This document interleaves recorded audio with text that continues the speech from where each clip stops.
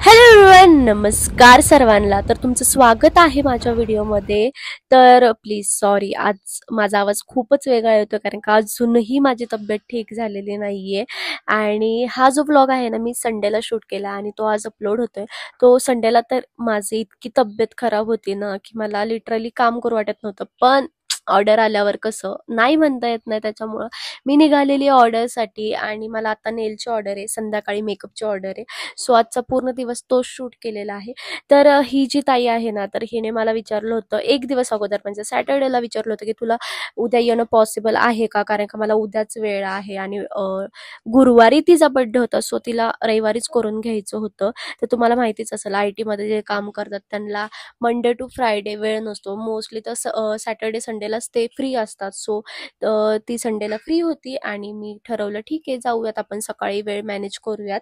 So मी तर ना, मी जिथं पण ऑर्डरला जाते ना, मला लिटरली खूप छान माणसं भेटतात. सो तिने खूप छान माझा पाहुणचार केला, मला विचारलं. सो चहा वगैरे केला. तर आता मी काय केलंय तुम्ही बघू शकताय, मी नेल प्रिपेअर करून घेतलेले आहेत. जसं की मी क्युटिकल पुश केले ते, क्युटिकल कट केले ते, बफिंग केले, ड्रिल मशीनने सुद्धा मी बफिंग करून घेतलेले आहे. सो आता फायनल स्टेप, मी इथं प्रायमर डिहायड्रेटर लावून घेतलेलं आहे. आणि आता मी काय करते, नेल स्टिप बसवते जेणेकरून व्यवस्थित बॉलच्या आतमध्ये बसतील हे बघतीये. आणि त्याच्यानंतर तुम्ही बघू शकता, आता मी व्यवस्थित बघून घेतलंय टिप्स माझ्या नेल्सवर बसतायत का, म्हणजे बॉलच्या आतमध्ये बसतायत का, तर ते बसतायत. आता मी टिप्सला मी ग्लू लावून घेतलाय जेणेकरून ते 20 डेज स्टे राहतील. आता जे मी करतेय ना, तर ते सॉफ्ट जेल एक्सटेन्शन आहे, त्याचा कालावधी 20 दिवसांचा असतो. 20 दिवस काहीच होत नाही, अगदी तुम्ही भांडे घासू शकता, धुणं धुवू शकता, फरची सुद्धा पुसू शकता, काहीच होत नाही.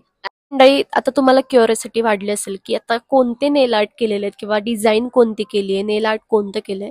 तर हे तुम्हाला थोडंसं उशिरा म्हणजे बघायला मिळेलच ऑब्व्हियसली. पण त्याच्या अगोदर मी तुम्हाला स्टोरी सांगते ह्याची. तर ह्या ताईने ना मला एक पिक पाठवला होता, तर तुम्हाला शो करते.